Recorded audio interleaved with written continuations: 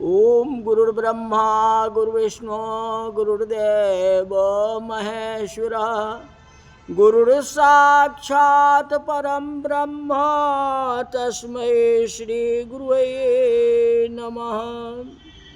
परीक्षित राजा को आश्चर्य होता है कि बड़े ज्ञानी योगी तपस्वी को ये साधारण भूल है। भूल के पीछे भी परोपकार की भावना है। उनको क्या स्वार्थ था? उनको कोई स्वार्थ नहीं था। ज्ञान भक्ति व्यर्थ हो जाते हैं। इतने बड़े ज्ञानी योगी भरत जी पशु हो गए। राजा को बहुत आश्चर्य होता है। राजा परीक्षित को बहुत आश्चर्य हुआ। सुखदेव जी महाराज राजर्षि को सावधान करते, राजन ज्ञान और भक्ति कभी व्यर्थ नहीं जाते। भरत जी पशु तो हुए, किंतु पशु शरीर में भी उनको ज्ञान है। मेरी भूल हो गई इसलिए मैं पशु हूं। इतना बात तो एक्सेप्ट कर रहे हैं ना, मान रहे हैं ना कि मुझ में भूल हो गई। जीव जहां जाता है वहां सुख समझता है। जीव जहां जाता है वहां ममता करता है। लेकिन भरत जी के पास में कोई बातें नहीं थी। अपना भूल को मान रहे थे। अब माने। एक राजा की कथा कहता हूं। एक राजा को खबर पड़ गई थी कि मैंने बहुत पाप किया है। इसके लिए मरने के बाद मुझे शुगर बनना है। इस पाप का प्रतिफल मुझे शुगर बनना। राजा ने अपने पुत्र से कहा कि मैं अपने पाप के कारण शुगर का जन्म लेने वाला हूं। कचरे में कीचड़ में खेलने के लिए मुझे बहुत घृणा होती है। मेरे को अच्छा नहीं लगता। लेकिन मैं दूसरे जन्म में शुगर हो जाऊंगा, लेकिन वहां मैं रह नहीं सकता। पर अपने पाप का फल तो भोगूंगा ही। कहते बेटा मैं शुगर बन जाऊंगा। और जगह भी बता दिया, ये अमुक जगह में मेरा जन्म होगा। मेरे कपाल में सफेद दाग होगा, ये भी बता दिया। वहां आकर मुझे पहचान करके मार डालना। मारोगे तब तो दूसरा जन्म होगा, और नहीं मारोगे तो दूसरा जन्म तो होगा नहीं। शुगर में ही रहना पड़ेगा। और कीचड़ मुझे अच्छा नहीं लगता है, गंदगी अच्छा नहीं लगता है। कीचड़ कचरे में मुझे नहीं रहना। हुआ ऐसा। राजा ने शरीर छोड़ा और शुगर हो। उसके पुत्र उसे खोजते हुए वहां आ गए। और राजा को भी याद है, मैं बेटा को ऐसे बोला था। राजा भी अपने बेटा को पहचान लेता है, और बेटा भी बाप को पहचान लेता है, पिता को पहचान लेता है। एक शुगर के मस्तक में सफेद दाग दिखता है। अब बेटा कहता है इसको मार दो। अब राजा कहता है कि बेटा मैं तो तुझे बताया था जो मार डालना, लेकिन अब मारना नहीं है। पिछले जन्म में पहले तुमको मैं बताया था, लेकिन अब मारना नहीं है। पूर्व जन्म की रानी से भी सुंदर मेरे को सुगरी मिल गई। सुगर को क्या मिल गया? सुगरी मिल गई, जो बहुत सुंदर। इसी कीचड़ में कचरे में राजमहल से भी ज्यादा मजा आ रहा है। माने अच्छा लग रहा है। मुझे यह सुख भोगना है। अब देखो पाप की तरफ चला गया ना राजा। पहले तो पिता सतवर्ती था, अपना बेटा को बता भी दिया कि सुअर का जन्म होगा तो मुझे मार डालना। लेकिन जब सुअर का जन्म हुआ तो माया घेर लिया ना, हाँ, सुअरनी के पीछे हो गया ना, कहता अब मुझे मत मार। कहने का मतलब है जीव जहां जाता है वहां सुख समझ करके फंस जाता है।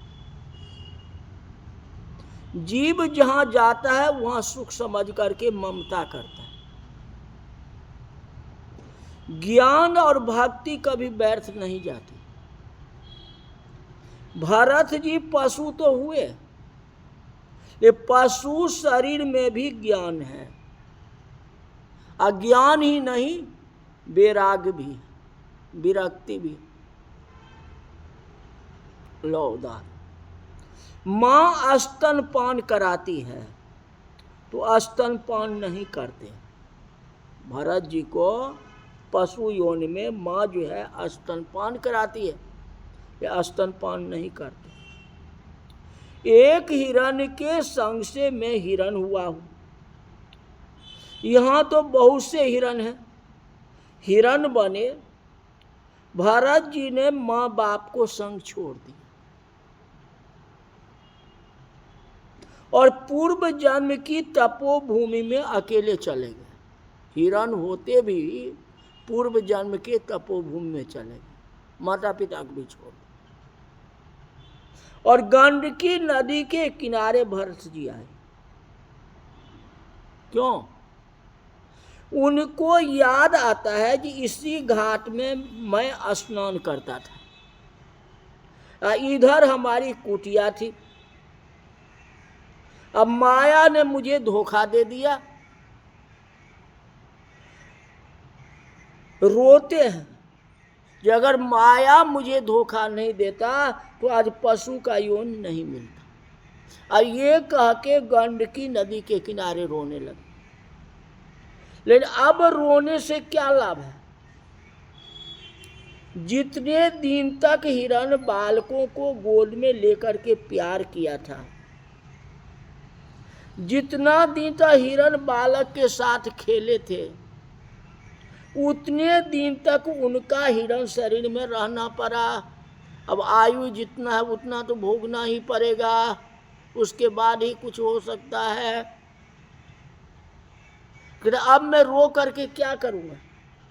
कोई लाभ नहीं है। अब जो भूल हो गई सो हो गई।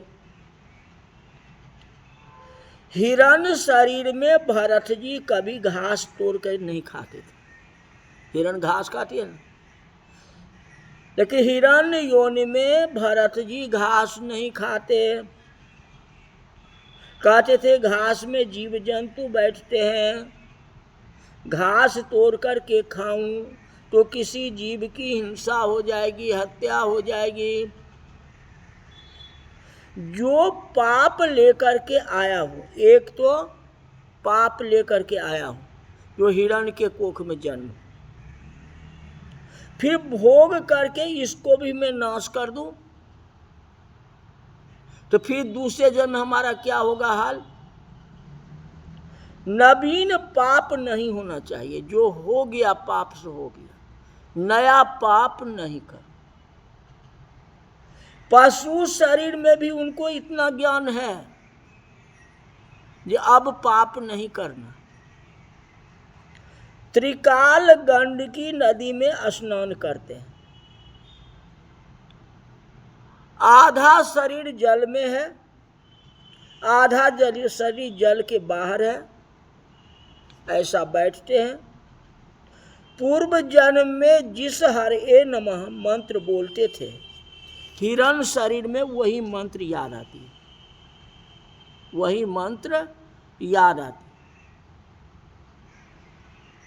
गंडकी नदी के किनारे बैठ करके रोते हैं और रोते रोते हरे नमः, हरे नमः हिरण की भाषा में बोलते हैं, मंत्र को याद करते हैं।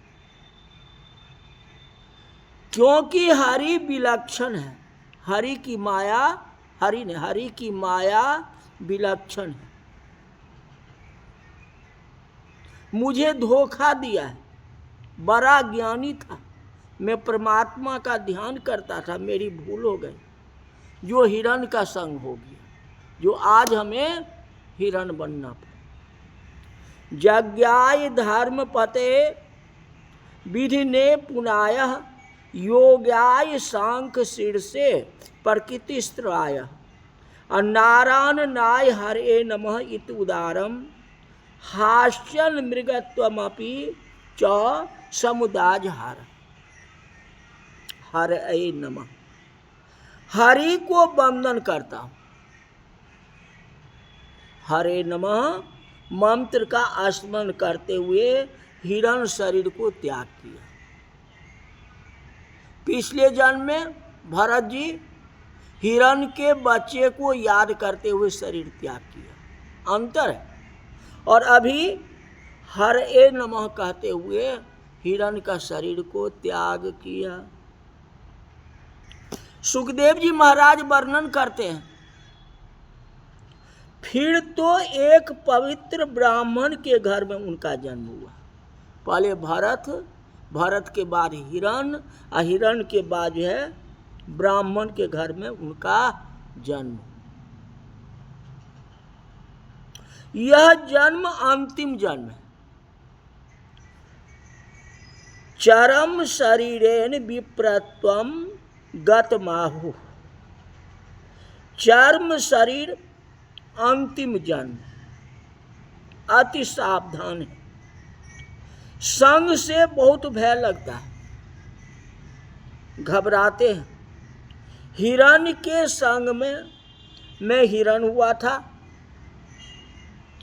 और मानव के संग में फिर मुझे मानव होना पड़ेगा।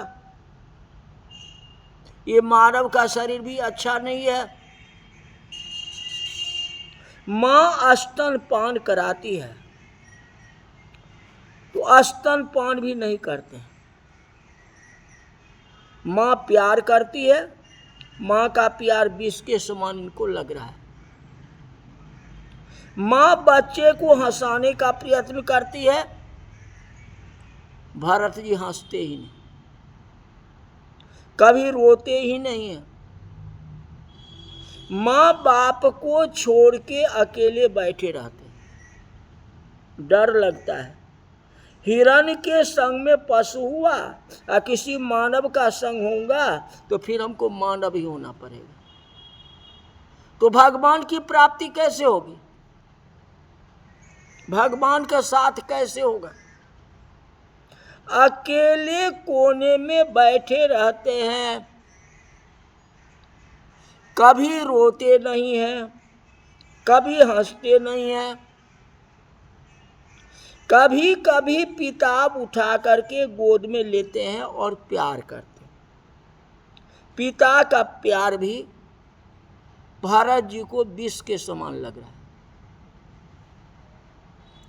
बाप का संग हो तो मुझे फिर से बाप ही होना पड़ेगा, फिर पिता होना पड़ेगा, फिर गृहस्थी जीवन आएगा। अब किसी का बाप नहीं बनना। अनेक जन्म याद आते हैं, अब मुझे बाप नहीं बनना। संग से मेरा पतन हुआ था, अब मैं सतत परमात्मा का ही संग करूंगा। माता पिता का बहुत प्रेम है, पागल है, ऐसा लगता है कि गूंगा है।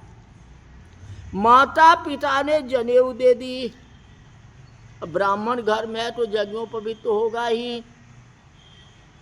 पिता गायत्री मंत्र पढ़ाते हैं।